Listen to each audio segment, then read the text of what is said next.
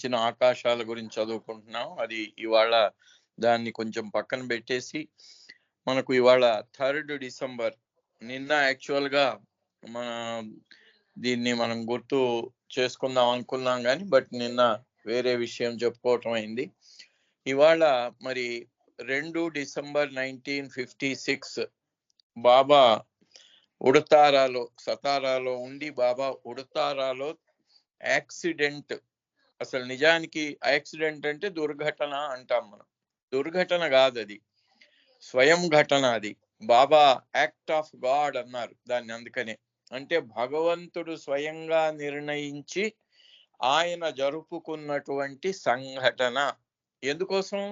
అది మానవాళి యొక్క శ్రేయస్సు కోసము, మానవాళి యొక్క బాధలను హరింపజేయడానికి తను స్వయంగా బాధపడటం అనేటువంటి ఒక జగన్నాటకానికి సూత్రధారి అవతారుడు గనక అలా ఆయన it is N act of God అని మనకు దీన్ని అంతకు ముందు మనకు బాబా తెలుసు కదా, మనకు 2 కారు ప్రమాదాలు జరిగాయని మన భాషలో మనం చెప్పుకున్నప్పుడు ప్రమాదం అంటాం, కానీ నిజానికి ప్రమాదం కాదు. మనకు తెలిసి మొట్టమొదటిది 24/5/1952 రోజున అమెరికాలో. అంటే బాబా అమెరికాలో, ఇండియాలో 2 చోట్ల కూడా తన రక్తాన్ని చిందించాలి అనే అటువంటి ప్రణాళికను ముందుగానే ఆయన వేసుకున్నారు. ఆ ప్రణాళికను నిర్ణయించుకున్నారు. కాబట్టి ఆయన నిర్ణయించుకున్న దాని ప్రకారంగానే జరుగుతుంది, కానీ నిర్ణయించుకోకుండా ఎలా జరుగుతుంది? అవతారుడు వచ్చిన ప్రతి కదలిక, ఆయన మన మధ్యన ఉన్నప్పుడు చేసే ప్రతి కదలిక కూడా ఆయన ఇక్కడ ఉన్నంత కాలంలో ఏమి చేసి వెళ్ళాలి, యావత్ విశ్వానికి ఎలాంటి ఆధ్యాత్మికమైనటువంటి ఊపును కలిగించి, ఎలాంటి ఉన్నత చైతన్యాన్ని కలిగించి వెళ్ళాలో దానికోసం ఆయన చేస్తాడు. కాకపోతే మనం మన అజ్ఞానంలో ఏమనుకుంటామంటే ఆయన ఏం చేశాడు, మన ప్రపంచానికి ఏమైంది, ప్రపంచం అలాగే ఉంది, ప్రపంచంలో జరిగే అటువంటి అఘాయిత్యాలు జరుగుతున్నాయి, ప్రమాదాలు జరుగుతున్నాయి, తర్వాత ప్రకృతి బీభత్సాలు జరుగుతున్నాయి, యుద్ధాలు జరుగుతున్నాయి, జన నష్టం జరుగుతుంది, ఏం చేశాడు ఆయన అని అడిగే వాళ్ళు కూడా ఉంటారు. అంతేకాదు, మొదటి యాక్సిడెంట్ అమెరికాలో జరిగిన తర్వాత అయ్యో ఆయన కారు ప్రమాదాన్ని ఆయనే ఆపుకోలేకపోతే ఇక మననేం రక్షిస్తాడు అనే అటువంటి విధంగా ఆలోచించి బాబాను వదిలేసిన వాళ్ళు కూడా ఉన్నారు. మరి ఎవరి ప్రాప్తం ఎంతో అంతే, ఎంతవరకు అర్హతో అంతవరకే ప్రాప్తం. ఆ మొట్టమొదటి యాక్సిడెంట్ అయిన తర్వాత ఆ కారు నడుపుతున్నటువంటి ఎలిజబెత్ ప్యాటర్సన్ ఆమె చాలా బాధపడిందట. అయ్యో, నేను నా ప్రియతముడైనటువంటి అవతారుడికి ఇలాంటి ప్రమాదం జరిగే దానికి కారకురాలుని అయినాను అని చాలా బాధపడిందట ఆమె. ఆ బాధలో ఉండగా ఒకరోజు ఆమె తన గదిలో ఉన్న పుస్తకాలను సర్దుతూ ఉంటే ఒక ఓల్డ్ టెస్టమెంట్ బైబుల్, ఆ బైబుల్ చేతిలోకి రాగానే అది ఆటోమేటిక్ గా తెరుచుకుంటే చూస్తే ఏముంది, అక్కడ ఒక పువ్వు ఉంది, ఆరిపోయి ఉంది. 20 సంవత్సరాల క్రితం బాబా ఆమెకు ఇచ్చిన పువ్వు ఆ బైబుల్లో పెట్టి దాని కింద ఆమె ఆ డేటును నోట్ చేసింది. ఏం డేటు? 24/5/1932. బాబా ఈ పువ్వు ఇచ్చి, ఈ రోజు డేటు నువ్వు రాసి పెట్టుకో, నీకు ముందు దాని యొక్క ఆంతర్యము, దాని యొక్క ప్రాధాన్యత ఏమిటో తెలుస్తుంది అని బాబా సూచించటం జరిగింది. అది పెట్టింది, మర్చిపోయింది ఆమె. ఈ యాక్సిడెంట్ జరిగిన తరువాత ఎప్పుడైతే ఆమె చేతిలోకి ఈ బైబిల్ వచ్చిందో, ఆ పువ్వు ఆ డేటు చూడగానే ఆమె మనస్సులో తళుక్కున మెరిసింది. ఓ, ఈ యాక్సిడెంట్ గురించి బాబా 20 సంవత్సరాలు ముందుగానే నాకు తెలిపారు కదా, నేనేదో దాన్ని యాక్సిడెంట్ చేశాను అని నేను ఎందుకు బాధపడాలి? నేను ఆయన చేసే ఆ విశ్వ ప్రణాళికలో, ఆయన జరుపుకునే ఈ జగన్నాటకంలో ఒక పాత్రధారినే, నా పాత్రను నేను సరిగ్గానే నిర్వర్తించి ఉంటాను అని. అందుకంటే బాబా యాక్సిడెంట్ అయిన తర్వాత అన్నాడు, అమెరికా ఎప్పటి నుంచో నా రక్తాన్ని ఆశిస్తోంది, అందుకని నేను నా రక్తాన్ని ఇక్కడ చిందించాను అన్నారు. అప్పుడు ఆమెకు తెలిసిపోయింది. మనకు తెలుసు కదా మరి, మహాభారతంలో కురుక్షేత్ర యుద్ధంలో అర్జునుడు నేను చెయ్యను, అయ్యో అందరూ నా వాళ్లే, నా గురువు గారు, నా తాతగారు, నా వాళ్ళు వీళ్ళందరినీ చంపి నాకు ఆ వచ్చే రాజ్యం, ఆ సుఖం నాకెందుకు, వద్దు అని దిగి వెళ్ళిపోతుంటే అప్పుడు కృష్ణుడు బోధ చేసి, ఒరే నాయన, నిమిత్త మాత్రం భవ సవ్యసాచిను, నిమిత్త మాత్రుని వేరా, ఇదంతా జరిపేది నేనే, నేను ఆయుధం పట్టకుండా నీ రథం మీద సారథిగా కూర్చున్నాను అంటే ఇదంతా మొత్తం నడిపేదంతా నేనే, కాబట్టి నువ్వు కేవలం నిమిత్త మాత్రం, అంటే ఆయన చేతిలో ఇన్స్ట్రుమెంట్, ఆయన చేతిలో ఒక పరికరం, ఆయన జరుపుకునే అటువంటి ఈ విశ్వంలో ఎందుకు సృష్టి స్థితి లయాలు మూడు కూడా ఆయనే చేసేది, సృష్టించేది ఆయనే, ఆ సృష్టించిన సృష్టిని రక్షించేది ఆయనే, ఆ రక్షించిన సృష్టిని ఎప్పుడైతే సమయం వచ్చిందో దాన్ని నాశనం చేసే అటువంటి లయం చేసే అటువంటి డ్యూటీ కూడా ఆయనదే. కాకపోతే అలాంటి తన జగన్నాటకానికి తనకు కావలసిన కొందరిని ఆయన మాధ్యమాలుగా, ఇన్స్ట్రుమెంట్లుగా ఉపయోగించుకుంటూ ఉంటారు.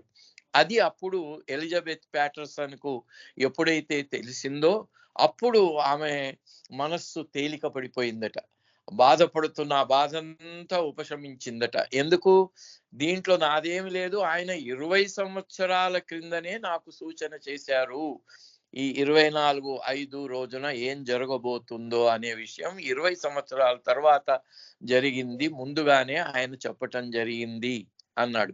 మరి అది యాక్ట్ ఆఫ్ గాడే కదా, ఆయనకు తెలియకుండా ఆయన ప్రమాదం నుంచి ఆయనే రక్షించుకోలేనప్పుడు మననేమి రక్షిస్తాడు అనే మాట అక్కడ ఎలా వర్తిస్తుంది, ఆయన 20 సంవత్సరాలు ముందుగానే సూచించారు. అలాగే ఆ యాక్సిడెంట్ జరిగేటప్పుడు ఎదురుగా కారు వచ్చింది, రెండవ యాక్సిడెంట్ 2 డిసెంబర్ 1956, అప్పుడు ఎదురుగా ఏమీ లేదు, రోడ్డు ఖాళీగా ఉంది, ఆ పక్కనే ఉండేటువంటి ఒక చిన్న కల్వర్ట్ ఆ పని చేసింది, ఎదురుగా ఏ వెహికల్ రాలేదు. ఈరిచంటడు ఆయన ఎంతో సమర్థవంతంగా బాబా కారును నడిపాడు.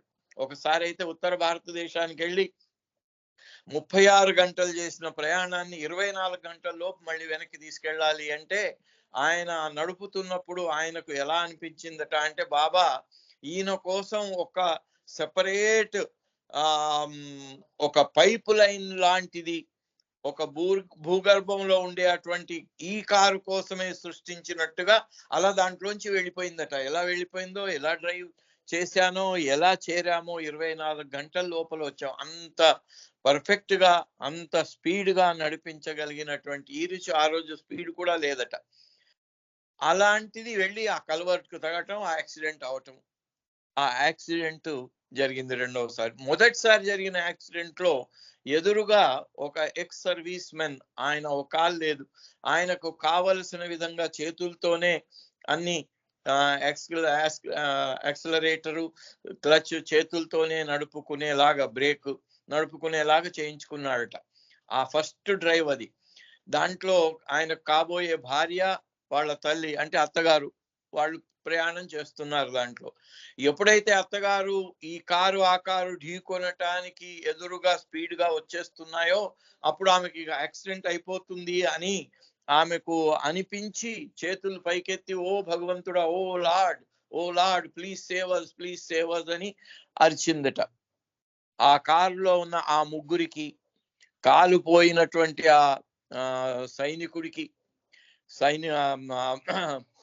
మిలిటరీ నుంచి రిటైర్ అయిపోయి వచ్చిన ఆ సైనికుడికి, ఆయన కాబోయే భార్య, ముగ్గురికి ఎవ్వరికి ఏమి ఇసుమంత గాయం కూడా కాలేదు. మరి బాబా కింద విసిరివేయబడ్డాడు. ఈరిచ్కి, అది ఎలిజబెత్ ప్యాటర్సన్ కు చాలా గాయాలు జరిగాయి, మెహరాకు గాయాలు జరిగాయి, బాబాకు గాయాలు జరిగాయి. ఒక్క మణికి మాత్రమే. అప్పుడు జరిగింది బాబాకు లెఫ్ట్ సైడ్ లో జరిగింది. అక్కడ ఉన్న వాళ్ళంతా స్త్రీలు ఆ రోజు ఆ కారులో. ఇక్కడ 2 డిసెంబర్ 1956 ఆ రోజు ఎప్పుడైతే పూనా నుంచి బాబా వస్తున్నారో ఆ వచ్చేటప్పుడే బాబా మూడు చాలా సీరియస్ గా ఉందట. రుస్తుం సోహరాబ్జీ చెప్తారు ఇప్పుడు. ఆ రోజు బాబా వాళ్ళ ఇంటికి వెళ్ళగానే వాళ్ళు చాలా సంతోషంగా గోళికాయలు ఆడదాము అన్నారట.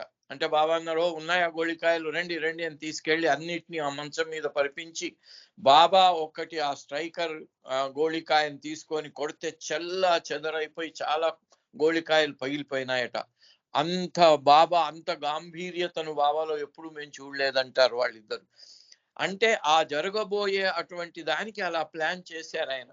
అంతేకాదు ఆ యాక్సిడెంట్ అయిపోయిన తర్వాత అక్కడ మొదటిసారి యాక్సిడెంట్ అమెరికాలో జరిగినప్పుడు అందరూ స్త్రీలు, దాంట్లో మణికి మాత్రమే ఏమి గాయాలు తగలలేదు, ఆమె అలాగే ఉంది. ఇక్కడ విష్ణు మాస్టర్ కు గాయాలు తగలలేదు. మరి నీళ్ళు దాంట్లోనే బాబా నడుక్కున్నారు ఆయన, బాబా నా మరణము మీ సమక్షంలో మీ ఒడిలోనే జరగాలి అని. అందుకని బాబా ఆయన దగ్గరగా కూర్చోబెట్టుకున్నారు. ఆ కారులో ఆయన చనిపోయారు, కానీ అది అక్కడికి మళ్ళీ సతారాకి వెళ్ళిన తర్వాత డిక్లేర్ చేశారు ఈయన చనిపోయాడనే విషయం. సో అక్కడ అది జరిగింది. ఆయన కోరుకున్న ఆయన కోరిక నెరవేరింది. బాబా ముందు సీట్లో ఇలా పడిపోయి రక్తం కారుతూ ఉంది బాబాకి.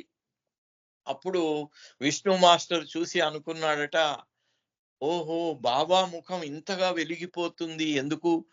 ఏదో ఒక పెద్ద యుద్ధాన్ని జయించినటువంటి మహారాజు ముఖంలో ఎలాగైతే ఆ ఆనందం ఉంటుందో అలా బాబా ముఖం మీద ఆనందం ఉంది. అంటే ఆయన కావాలని జరుపుకున్నటువంటి యాక్సిడెంట్ ఇది అని ఆ విషయాన్ని ఆ విష్ణు మాస్టర్ చూశారు ఆ రోజు. ఈరిచ్కి బాగా గాయాలు తగిలాయి. తర్వాత అలా ఈ 2 యాక్సిడెంట్ల ద్వారా బాబా తన రక్తాన్ని ఈ నేల మీద చిందించి తన యొక్క విశ్వ కార్యాన్ని జరుపుకొని మానవాళి యొక్క బాధలను తీర్చటము అనే విషయానికి ఈ రెండిటిని మనకు అన్వయించుకొని, ఆహా మన కోసం మరి జీసస్ క్రీస్తు ఒకసారి సిలువ వేయబడ్డాడు, జీసస్ క్రీస్తు ఒకసారి సిలువ వేయబడితే సరిపోయింది, కానీ ఐఆమ్ క్రూసిఫైడ్ ఎవ్రీ మూమెంట్ అని బాబా చెప్పిన విషయం మనకు తెలుసు. సో అలా బాబా ఈ 2 యాక్సిడెంట్లను కూడా అలా జరిపించుకోవటం జరిగింది. ఈ 2వ యాక్సిడెంట్ లో జరిగిన గాయాలు చాలా ఎక్కువగా ఉన్నాయి. అసలు బాబా సరిగ్గా నడవలేడు అని కూడా డాక్టర్లు అన్నా కూడా మళ్ళీ ఆయన నడిచారు. ఆ వినబడుతుందా? ఇదేదో కట్ అయిపోయినట్టు అనిపించింది. వినబడుతుందా శర్మ గారు? ఓకే. అలా అంటే మన యొక్క ఈ బాధలను, మానవాళి యొక్క బాధలను నివారించటానికి అప్పుడు జీసస్ గా వచ్చినప్పుడు ఒక్కసారి సిలువ వేయబడి తన రక్తాన్ని చిందిస్తే అప్పుడు ఉన్నటువంటి ఆ కర్మ బంధాల ఆ డీగు దాన్ని అంతా క్లియర్ చేయటానికి ఒకసారి సిలువ వేయబడితే సరిపోయింది. కానీ ఇప్పుడు నేను ఐఆమ్ క్రూసిఫైడ్ ఎవ్రీ మూమెంట్ అని బాబా చెప్పటం మనకు అందరికీ తెలిసిన విషయమే. సో అలా బాబా ఈ 2 యాక్సిడెంట్లను జరుపుకోవటం జరిగింది. 2వ యాక్సిడెంట్ ఇండియాలో 2 డిసెంబర్ 1956 రోజున జరిగింది. అప్పుడు బాబా సతారాలో ఉంటున్నారు. సతారా నుంచి ఇక్కడికి రావటం జరిగింది పూనాకు వచ్చి క్రికెట్ మ్యాచ్ లో చూడటానికి వెళ్ళటం జరిగింది. అక్కడ బాబా ప్రేమికులు కొంతమంది ఎవరు బాబాను చూడటానికి రాకూడదు అంటే వాళ్ళు ఒక కారులో బాబా కారును ఫాలో చేసినట్టు కూడా బాబా గమనించి అక్కడ కూడా బాబా డిస్ప్లీజ్ అయ్యారు. ఆ తర్వాత వస్తూ ఉంటే ఈ డాక్టర్ నీలు బాబాతో ఉన్నాడు కదా, ఆ రోజు చవ్వెన్లై ఆయన వచ్చాడట మన దేశ పర్యటనకి. ఆయన వస్తున్నాడని బాబా కారు కూడా అన్ని కార్లను పోలీసు వాళ్ళు పక్కన పెట్టారు. అప్పుడు ఈయన అన్నాడట నీలు, నేను దిగి వెళ్ళి చవ్వెన్లైని చూస్తాను బాబా అన్నాడట. బాబా నవ్వాడట. ఓకే చూడు అన్నట్టు. ఎందుకంటే ఆయన ఇంకా అదే ఆఖరి కదా, ఆయన బాబా ఆ యాక్సిడెంట్ లో అతను చనిపోవడం అనేది బాబాకు తెలిసిన విషయం గనుక అతను బాబా నవ్వుతూనే అనుమతించారట. అక్కడి నుంచి ఇంటికి వెళ్ళటం, ఆ గోళికాయలన్నిటిని బ్రేక్ చేయటం, వెళ్ళిపోవటం, బాబా ఈరిచ్ ని చాలా స్పీడ్ గా ఇంకా స్పీడ్ గా నడిపించు అనటం, ఈరిచ్ నెమ్మదిగా వెళ్ళటం, ఆ మీద ఏ వాహనం లేదు, రోడ్ అంతా ఫ్రీగా ఉంది. అది బాబా యొక్క జగన్నాటకంలో ఒక భాగం. సో ఇప్పుడు అంటే ఇలా మన యొక్క బాధలను నివారించటానికి ఆయన చేస్తూ మనకు చేసిన ఒక సూచన ఒకటి ఉంది. ఆ సూచన గురించి, దాని గురించి ఆయన ఇచ్చినటువంటి ఈ రిచువల్స్ అండ్ సెరమనీస్ గురించి చెప్పుకొని ముగించేస్తాను నేను. సో బాబా మేము హమీర్పూర్ టూర్లో వెళ్ళొచ్చాం. నౌరంగాలో విశ్వమేళా జరిగింది. అలాగే నౌరంగా తర్వాత మెహర్స్థాన్, కొవ్వూరు, ఈ రెండిటికి చాలా సామ్యం ఉంది. బాబా ఇచ్చిన సందేశాలు, ఇక్కడ కొవ్వూరుకి 8 సందేశాలు ఇచ్చారు, అక్కడికి కూడా సందేశం బాబా ఇచ్చిన దాంట్లో ముఖ్యమైన సందేశం ఏమిటి అంటే, ఎందుకంటే వాళ్ళు బాబాను ఒప్పించి, బాబా అన్నాడు ఎందుకు ప్రతి హృదయం నా ఆలయమే, నా కోసం ఆలయాలు ఎందుకు కడతారు, వద్దు అని బాబా చెప్పినా కూడా వాళ్ళు బాబాను ఒప్పించి, మీరు ఎక్కడో ఉంటారు, ఏకాంతంలో ఉంటారు, విదేశ పర్యటనలో ఉంటారు, మేము ఎప్పుడు మీతో ఉండాలి అంటే మేము మీ యొక్క విగ్రహాన్ని పెట్టుకొని మేము ఆ విగ్రహాన్ని చూస్తూ మీరే మాతో ఉన్నారు అనే విధంగా మీ సహచర్యాన్ని, సహవాసాన్ని పొందే విధంగా మాకు అనుమతి ఇవ్వమని అడిగితే అప్పుడు బాబా వీళ్ళిద్దరికీ ఆ పర్మిషన్ ఇవ్వటం జరిగింది. ఆ విగ్రహం కోసం స్వయంగా బాబా కూర్చొని కొలతలు కూడా శిల్పికి ఇవ్వటం జరిగింది.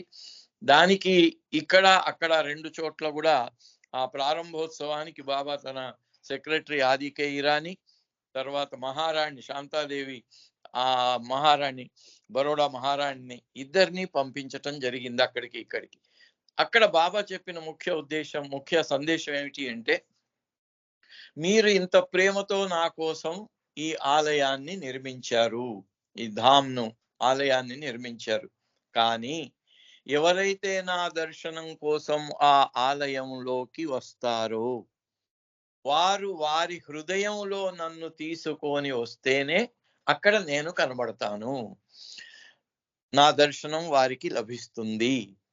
ఒకవేళ వాళ్ళు నన్ను హృదయంలో తీసుకురాకపోతే,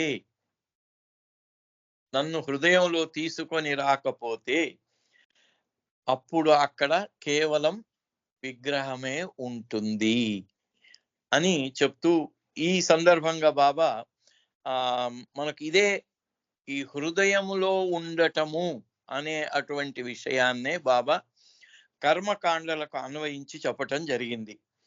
any religious act done without putting heart in it is కర్మకాండ.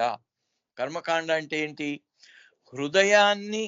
హృదయము లేకుండా భగవంతునికి ఏ రకమైనటువంటి ఆరాధన చేసినా, ఎక్కడ ఏ క్షేత్రంలోనైనా భగవంతుని దర్శనం చేసుకున్నా, భగవంతుని నామస్మరణ చేసుకున్నా అది కర్మకాండే అవుతుంది అని చెప్తూ బాబా దాన్ని ఇంకా దాన్ని విస్తరించి చెప్తున్నారు, వివరించి. To garland me is a karmakand and not to garland is also a karmakand. నాకు నా మెడలో పూలదండ వేయడము లేదా వేయకపోవడం, కొంతమంది వేయాలంటారు, కొంతమంది బాబాకు పూలదండ వేసే అవసరం లేదు అంటారు. వేయటము కర్మకాండే, వేయకపోవడము కర్మకాండే. ఎప్పుడు? హృదయం లేకుండా చేసినట్టయితే. హృదయం లేకుండా వేసినా అంతే, హృదయం లేకుండా వేయకూడదు అనటంలో కూడా అంతే. ఈ రెండిట్లో కూడా బాబాకు చేసిన ఇది కర్మకాండే అవుతుంది. It means that anything done with love and heart is not a కర్మకాండ. ఏదైనా సరే నా గురించి నువ్వు చేసేటప్పుడు నీ యొక్క హృదయము, నీ ప్రేమ దాంట్లో ఉంటే అది కర్మకాండ కాదు. ప్రేమ హృదయం అంటే ప్రేమకు ప్రతినిధి, ప్రేమకు అది పరికరం. కాబట్టి అది ఉంది అంటే ప్రేమ ఉన్నట్టే. కాబట్టి ప్రేమ హృదయం లేకుండా చేసింది కర్మకాండ అవుతుంది. But when the same is done in a form of ritual or in a mechanical manner it becomes karmakanda. అట్లాగే అంటే హృదయము ప్రేమ లేకుండా చేసింది ఏమవుతుంది? అది యాంత్రికంగా మెకానికల్ గా చేసినటువంటి క్రియ మాత్రమే అవుతుంది. కాబట్టి అలా మెకానికల్ గా హృదయము ప్రేమ లేకుండా ఏదో చెయ్యాలి, ఓ పని అయిపోతుంది చెయ్యాలి బాబు అనుకొని చేసినప్పుడు అది కర్మకాండే అవుతుంది. అలాగే while doing aarti, if your mind is not there and always thinks something else, then it remains nothing except karmakanda. నాకు ప్రార్థన ఆరతి చేస్తున్నారు నిలబడి, మీరు అక్కడ ఉన్నారు, మీ బాడీ చెత్త అక్కడ ఉంది, కానీ మీ మనస్సు ఎక్కడో ఉంది, ఎటో ఎటో తిరుగుతోంది. అప్పుడు కూడా మీరు చేసింది కర్మకాండే అవుతుంది. అంటే మెకానికల్, దాంట్లో మీ ప్రేమ గాని మీ హృదయం గాని లేకపోతే అది కర్మకాండే అవుతుంది అని బాబా చెప్తూ బాబా అన్నాడు, ఇవన్నీ ఈ రిలీజియస్ సెరమనీస్ అండ్ ఇవి ఎందుకు అంటే అది చెప్పేటప్పుడు మంచి ఉద్దేశంతో చెప్పబడ్డాయి. ఆ మంచి ఉద్దేశంతో హృదయంతో చేసిన వాళ్ళకి ఆశించిన ఫలితాలు దాని ద్వారా దొరుకుతాయి. కానీ నిజానికి జరిగేది ఏమిటి అంటే బాబా అంటున్నారు, the diverse rituals and ceremonies of different religions and cults are intended to release divine love. వీటి యొక్క ఉద్దేశం ఏమిటి? ఇవి రకరకాలైనటువంటి ఈ తంతులు, ఈ క్రతువులు, వీటన్నిటినీ చేయటంలో ఉద్దేశం ఏమిటి అంటే intended to release divine love.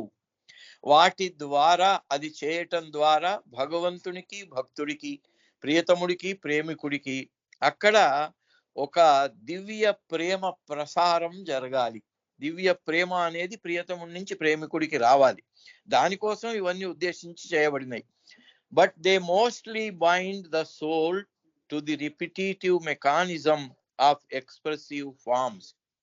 అయితే ఇది ఈ చేయటమే, చేస్తే చాలు అనే విషయము, చేస్తే చాలు అనే విషయం ద్వారా చేస్తూ పోతూ ఉండటం మూలాన అవి ఎలా అవుతాయట, మోస్ట్లీ బైండ్ ద సోల్. అవి ముఖ్య ఉద్దేశం ఏమిటి? దివ్య ప్రేమ రావాలి అంటే వీళ్లకు బంధనాల నుంచి విముక్తి కలిగే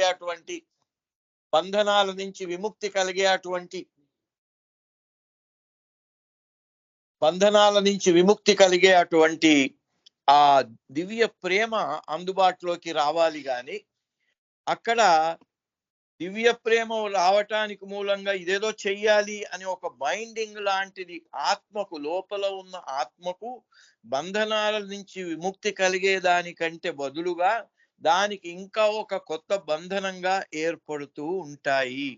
attachment to the rigid forms of external expressions of love to God not only limits the love itself but creates separative divisions between one religion and another. ఇప్పుడు జరుగుతున్నది అదే ప్రపంచవ్యాప్తంగా. మా మతం గొప్పది, మా మతం గొప్పది, మా దేవుడే గొప్ప, మా దేవుడే గొప్ప. దానివల్ల ఏమవుతుంది? మనం విభజించబడుతున్నాము. ఆధ్యాత్మికం అంటే ఏమిటి? భిన్నత్వంలో ఏకత్వం. ప్రాపంచికము, ఈ ద్వంద్వ మాయా ప్రపంచం యొక్క లక్షణం ఏమిటి అంటే ఏకత్వంలో భిన్నత్వం. మనం ఇప్పుడున్న పరిస్థితి అది, ఏకత్వంలో ఉండి కూడా భిన్నత్వాన్ని అనుభవిస్తూ ఉంటాం. కాబట్టి ఈ రకంగా చేసే కర్మకాండలన్నీ కూడా ఆత్మకు ఒక బంధనం ఎందుకు అవుతాయి అంటే అందరినీ విడదీస్తాయి. ఆత్మకు బంధ విమోచనం ఎప్పుడు జరుగుతుంది అంటే అందరిలో ఉన్న ఆత్మ ఒక్కటే, మనందరం ఒక్కటే అనే ఏకత్వ భావన వచ్చినప్పుడు ఆధ్యాత్మికంగా ఉన్నత భావన కలుగుతుంది, ఉన్నత చైతన్యం, ఉన్నత స్థితి కలుగుతుంది. కానీ ఎప్పుడైతే విభిన్నత్వము, భేదాలు ఎంత ఎక్కువగా అవుతే అంత ఎక్కువగా ఆత్మకు బంధనాలు కలుగుతాయి.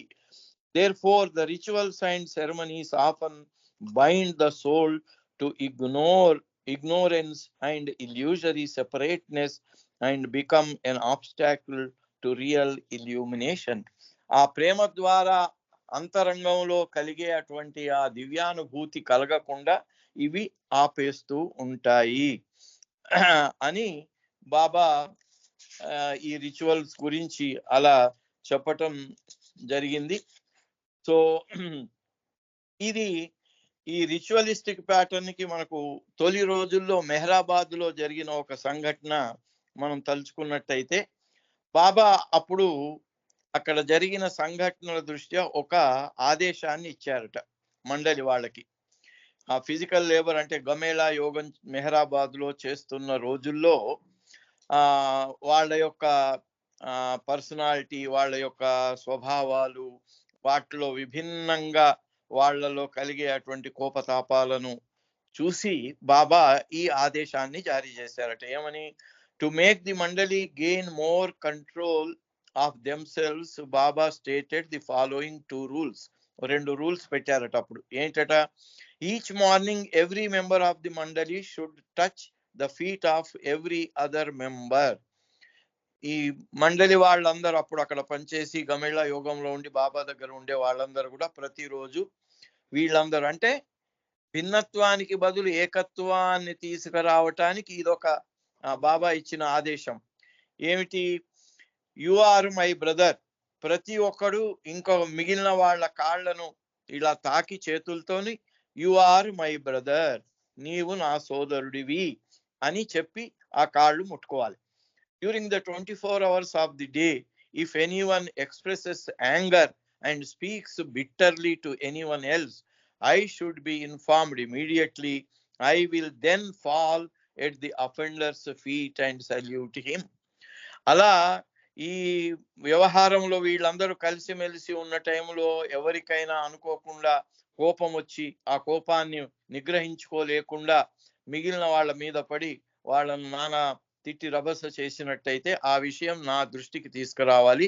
అప్పుడు అలా కోపంతో వ్యవహరించిన వ్యక్తికి నేను ఆయన పాదాలు అంటుకొని నేను ప్రణామం చేస్తాను అని బాబా ఈ 2 ఇన్స్ట్రక్షన్స్ పెట్టారట. పెడితే దాంట్లో బార్సోప్ అంటే అందరూ ఉన్నారు కదా, అన్ని మతాల వాళ్ళు ఉన్నారు కదా బాబా దగ్గర. అప్పుడు బార్సోప్ అని ఆయన ముస్లిం.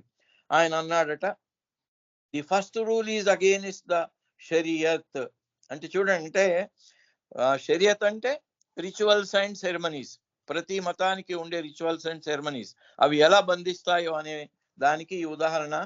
అయితే అప్పుడు ఆయన అన్నట, బార్సోప్ అని ఆయన, ఇది మొట్టమొదటిది అంటే మేము ప్రతిరోజు రెండవ వ్యక్తి యొక్క పాదాలు అంటి యు ఆర్ మై బ్రదర్ అని చెప్పటం అనేది ఇది మా ఇస్లాము షరియత్కు అంటే కర్మకాండకి వ్యతిరేకము అని ఆయన చెప్పాట. చెప్తే అప్పుడు but Baba explain this rule only requires the touching of the feet with both hands. There is no question of either bowing down or laying one's head on another's feet. Baba ఇచ్చిన దాంట్లో క్లియర్ గా ఏముంది అంటే 2 చేతులతోని ఆయన కాళ్ళను టచ్ చేసి you are my brother అనాలి, కానీ ఆ కాళ్ళ మీద తల ఆనించి మోకరిల్లటం కానీ మొక్కటం కానీ ఇటువంటిదేం నేను చెప్పలేదే, ఇది ఎట్లా మీకు విరుద్ధం అవుతుంది అని బాబా ప్రశ్నించి, అయినా కూడా Barsoap insisted that it was against shariat to touch the feet of another. వాళ్ళకి ఇచ్చినటువంటి ఆ కర్మకాండ ప్రకారంగా ఇది దానికి విరుద్ధంగా ఉంది అనే విషయం ఆయన చెప్పగానే Baba instructed that instead of touching the feet Barsoap should shake hands with the other men. చూడండి, బాబా అంటే మనం అజ్ఞానంలో మనం ఏది బాబా చెప్పిన దాంట్లో కూడా మన బుద్ధిని మన మనస్సును పెట్టి అది ఏదో ఇంకొక బాబా చెప్పింది మనకేదో దానికి విరుద్ధంగా ఉంటుంది అనేటువంటి ఇది రావటం, అది బాబా గ్రాడ్యువల్ గా వాళ్ళలోంచి అది లేకుండా చేశారు. కానీ ముందు ఇలా అయితే బాబా దాన్ని సర్దుబాటు చేసేవారు. అందుకని ఆయన ఏం చేశాడో, సరే అయితే పాదాలను టచ్ చేయకు, షేక్ హ్యాండ్ చేసి ఆ పాదాలను ముట్టుకునే బదులు ఎదుటి వారి చేతులను ముట్టుకొని షేక్ హ్యాండ్ ఇచ్చి యు ఆర్ మై బ్రదర్ అని అనాలే అన్నాడు. అని ఆ ఆదేశాన్ని సవరించి బాబా వీడు చూడండి, ఆయనను మాస్టర్ గా స్వీకరించాం. ఆయన మాస్టర్ కి వీళ్ళు డిసైపుల్స్. సో చూడండి, డిసైపుల్ దాన్ని గురువు గారు చెప్పినట్టు ఆచరించాలా, లేకపోతే గురువు గారే శిష్యుడికి కావలసిన విధంగా దాన్ని సవరించాలా?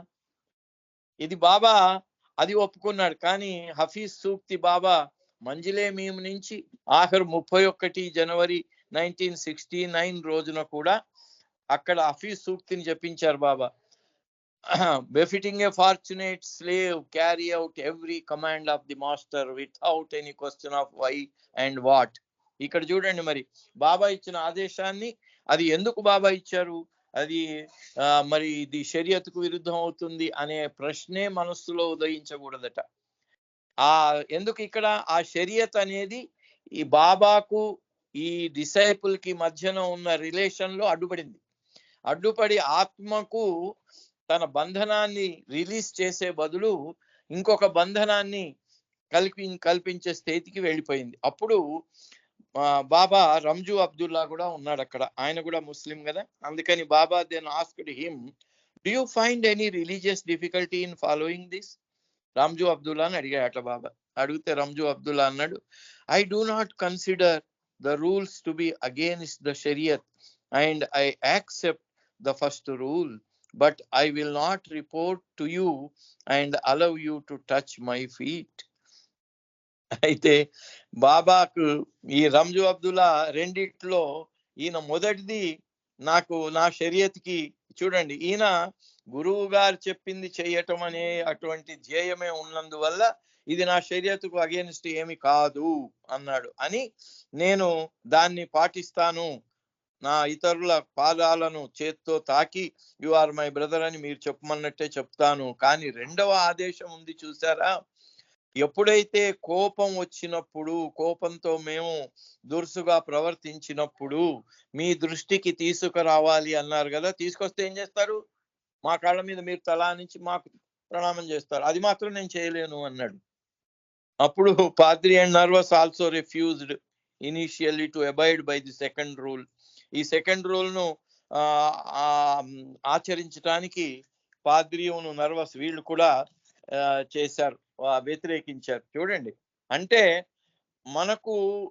మన మనస్సు అనేది మనకు అలవాటైనటువంటి సాంప్రదాయ ప్రకారంగా వస్తున్న వాటికి చేసి మనకు ఎలా అడ్డొస్తాయి అనే విషయం ఆ సంఘటనతో మనకు తెలియవస్తుంది. ఇంకొక సంఘటన చెప్పి నేను ముగించేస్తాను. గురుప్రసాద్లో బాబా ఉన్నారు. అప్పుడు దర్శన్ బాబా ప్రేమికులకు దర్శనం ఇస్తుంటే అందరూ బయట నిలబడున్నారు, బాబా లోపల ఉన్నారు. ఉన్నట్టుండి సడన్ గా వర్షం వచ్చింది. Baba lovers standing outside did not want to go inside. Baba బయట ఉన్నారు, వర్షం పడుతుంది, తడుస్తున్నారు. వాళ్ళు లోపలికి వెళ్ళమంటే వాళ్ళు లోపలికి వెళ్ళటానికి ఇష్టపడటం లేదు. ఎందుకు, వేర్ బాబా వాజ్ సిట్టింగ్, అక్కడ బాబా కూర్చొని ఉన్నారు కనుక బాబా దగ్గరికి ఉన్న హాల్లోకి లోపలికి వెళ్ళండి అంటే వాళ్ళు వెళ్ళటం లేదు. ఎందుకట అంటే దే ఆర్ వేరింగ్ షూస్, వాళ్ళు కాళ్ళకి బూట్లు ఇవి ఉన్నాయి, బూట్లు సాక్సులు ఉన్నాయి. అది విడిచిపోవటం కష్టం అనిపిస్తుంది. విడవకుండా బాబా దగ్గరికి పోవటం, ఎట్లా పోతాము బూట్లతో, బాబా దగ్గరికి ఎలా వెళ్తాము? When it caught attention of Meher Baba, అప్పుడు అది బాబా దృష్టికి రాగానే he ordered you all come inside with shoes. Baba అన్నాడు, ఆ షూస్ తోని అలాగే వచ్చేయండి, ఏం పర్వాలేదు అన్నారు.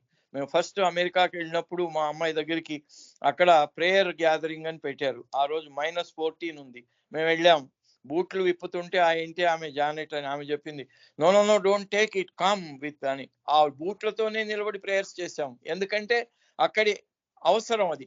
ఆ విడిస్తే ఆ చల్లగా ఉండి ఆ నేల మీద కాళ్ళు పెడితే జూమంటాయి అన్నమాట. అందుకని వాళ్ళు అన్నారు నో, నాట్ నెసెసరీ. అదే ఇక్కడ బాబా స్వయంగా గురుప్రసాదులో వాళ్ళకి చెప్తూ you all come inside with shoes but lovers are hesitating, అయినా కూడా వీళ్ళు లోపలికి వెళ్ళటానికి జంకుతున్నారు. అప్పుడు బాబా అన్నారు, if you garland me with a string made of shoes even then I will feel happy. మీరందరూ కూడా మీ చెప్పులను బూట్లను గుచ్చి నా మెళ్ళో వేసినా నేను సంతోషపడతాను అన్నారట. ఉపాసిని మహారాజు ఒకసారి షిరీన్ మాయి వెళ్ళి పూలదండ వేస్తానంటే చెప్పుల దండ బాగానే తెచ్చావులే నాకు అన్నారట. డీటెయిల్కి వెళ్ళను, టైం అయిపోతుంది అని. You should not least hesitate in doing so. From these words of Baba it becomes clear that outer respect or praise carry no importance. ఇక్కడ ఈ రిచువల్స్ సెరమనీస్ ఎందుకు అంటే ఇది అవుటర్ ఎక్స్ప్రెషన్ కి పర్మిట్ అయి మెకానికల్ గా ఉన్నట్టయితే వాటి వల్ల ఏమీ ప్రయోజనం లేదు, ఇన్సైడ్ ఉండాలి అనే విషయాన్ని దీని ద్వారా చెప్తూ దాని నుంచి మనను విడుదల చేయటానికి, మన బరువును తగ్గించడానికి ప్రభు 2 సార్లు యాక్సిడెంట్ చేసుకోవటం, 2 డిసెంబర్ నిన్నటి రోజున జరిగిన యాక్సిడెంట్ను మనం ఈ సందర్భంగా తలుచుకునే అవకాశం ఇచ్చినందుకు అవతార్ మెహర్ బాబాకి జై. జై మెహర్ బాబా అండి. చక్కటి బాబా విశేషాలని తెలియజేసిన